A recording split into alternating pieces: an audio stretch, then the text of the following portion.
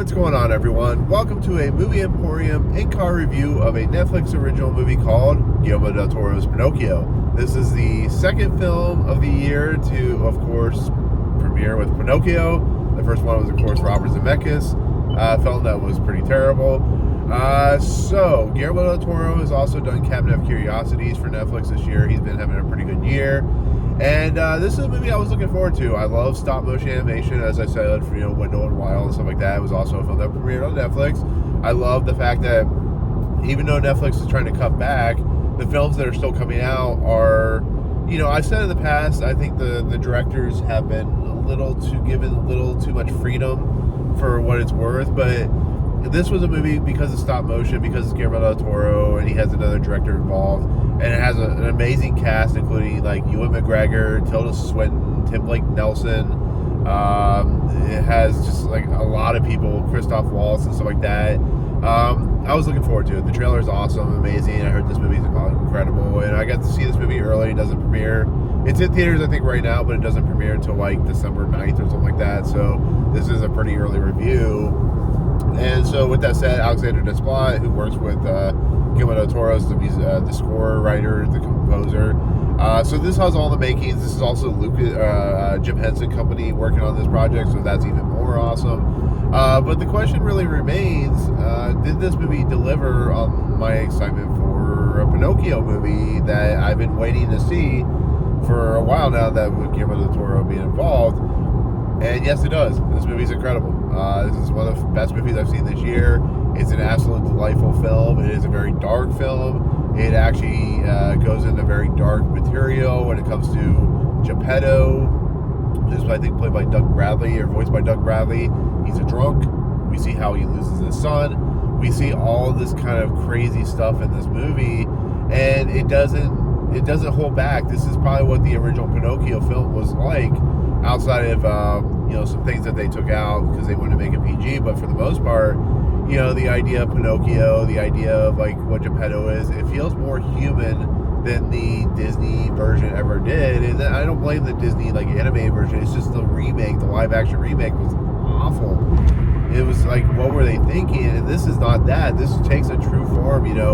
The character, I think that I can't remember who voices him, but the character that was Stromboli or something like that is called Belpo in this, and he's absolutely fantastic. The voice actor and the character and something like that. There's a monkey, which is always, I love monkeys in movies. I think they're fantastic. And on top of everything, the music and just the animation, that everything feels like earthly, and feels very saturated, and every character feels like they're made out of wood and they're puppets and stuff like that. That's what this movie is delightful about. It's what makes it work so well. It's what makes it so entertaining as a film. It's just a simple fact that, it feels so creative. It feels so natural. But just like the points where, like, there's songs in this movie where they start singing, and it's just, the young kid who voice acts Pinocchio has a lovely singing voice. And Doug Brad, I don't know if they have the same actors singing it. I'm pretty sure Ewan McGregor did, because he plays Jiminy Cricket.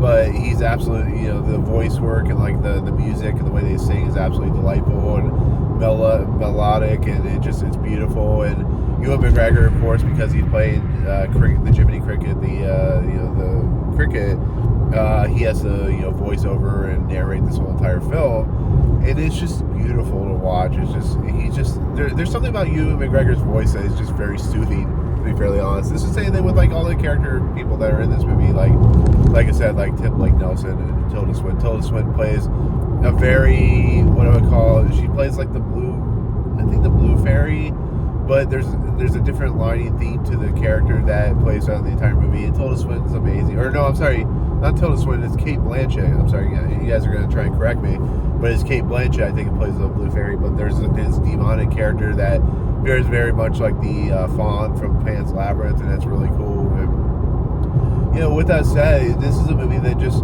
has style and substance that nothing that Robert Zemeckis' film did.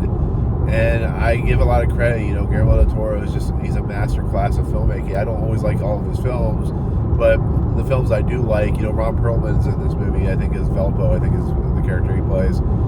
you know, it really works. It really does. It really feels like it has fluidity. It really has an interesting, darker turn. It's willing to take chances that the other films didn't. And I just love the look of Pinocchio. I like the look of these characters. I like the feel of this world, and you know, I like the fact that, you know, there are characters in here that are, you know, not really accepting of Pinocchio, and how he's like, you know, Geppetto, and how he creates Pinocchio, and how just everything runs and breathes, and it's one of the most beautiful films I've seen this year. And I might have to do a top 15. I'm just saying this now. I might have to do a top 15 films of the year, because it's becoming very difficult. But, you know, I'll see where this shakes out. This either will be honorable mention or top 10. But it blew me away. You know, I watched this movie like really early in the morning too, and I just was really raptured by it. I really was. And like I said, it is definitely a musical in a lot of respects, but it also feels, you know, very. I'm assuming, because I haven't read the original novel,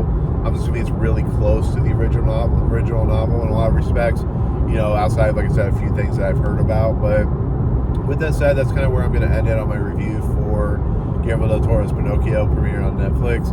Highly recommended. It is a little dark, might scare some kids, so definitely be a warning for that. But with that said, that'll do it. That'll be my take on Guillermo del Toro's Pinocchio. Thank you so much for watching. Comments below, as always, when you see this movie, or if you've seen this movie, tell me what you think overall. But with that said, thank you so much. If you like what you see on this channel, hit the subscribe button to join Movie Emporium. Sorry for all the shaking. It is the road. I'm driving home for Thanksgiving. So anyways, happy Thanksgiving as well. But yeah, if you like these videos, awesome, hit the like button, and we'll see you guys on the next video. Peace out.